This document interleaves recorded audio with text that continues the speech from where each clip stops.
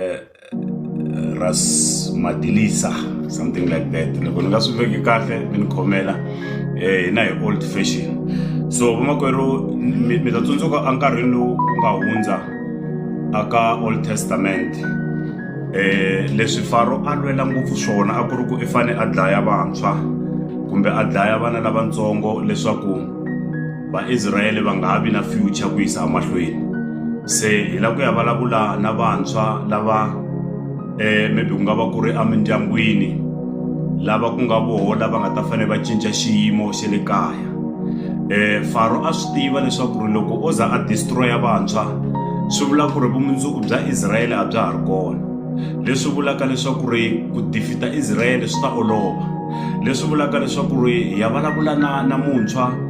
loyi a nge ni lava ku cinca xiyimo xa le kaya, mara a swi tiva leswaku